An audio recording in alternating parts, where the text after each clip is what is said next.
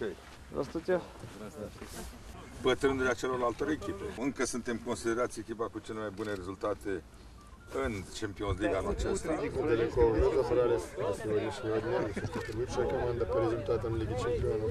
Сложно, я знаю, как это сложно попасть в первые 8 команд Европы. Есть бог какой-то больших грандов европейского футбола, который не позволяет им между собой встречаться, и они играют только в финалах. Конечно, я бы предпочел сыграть с английской командой. Да? Это имея в виду, сравнение. Если сделать, что Динамо, если взять внимание, как Динамо Киев обыграла Манчестер Сити, а Брага разобралась с Ливерпулем.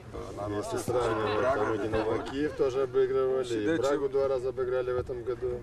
И я был уверен, что мы имели бы шансы большие с английскими командами. Естественно, с Барселоной будет очень сложно. Мы для кого уже не являемся сюрпризом, нас тоже будут изучать. И нашу игру хорошо уже, наверное, изучили в Европе. Мы игру Барселоны знаем пока.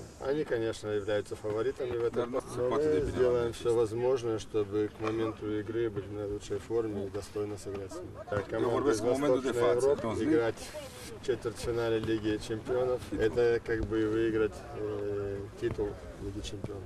Очень редко, когда команда Восточной Европы попадает в завершающие фазы Лиги Чемпионов. Но мы не хотим здесь останавливаться на этой стадии. Хорошо подготовимся к игре, наших грамотных действий, попытаемся сыграть хорошо. Будет борьба, и мы к этой борьбе будем готовы. Și că din momentul ăsta se va juca în mod corect pe terenul de joc. Больших команд, грандов на этом закончил все, и теперь все будет играться на футбольном поле. Результат будет зависеть от игры команд. Nu ca la meciul Lyon cu Real Madrid. Не так, как в игре Реал Мадрид и Лион, когда Пепе даже был удален с поля несколько раз. Тогда произошло на 88-й минуте, на 90-й минуте. И не хотел бы столкнуться с ситуацией Монте-Карло, когда был чистейший пенальти, и судья не решился его назначить. Конечно, по результатам и по качеству игры, которую они демонстрируют, они являются лучшей командой. Лучшие игроки, трое лучших игроков Барселоны были в числе названных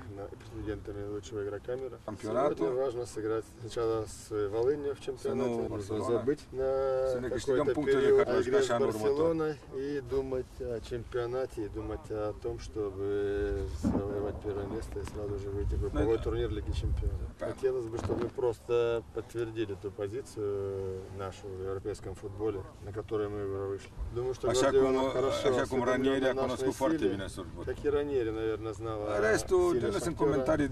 А все остальное это комментарии, наверное, журналистов, которые анализируют менее глубоко ситуацию и игру команды. Ne dăm seama că e foarte greu. Представляем, что будет архисложно играть с ними. Естественно, понимаем, что они будут иметь определенные преимущества, но это еще не значит, что они уже пошли Шахтер. Ok, de ajuns, hai, la revedere! Удачи.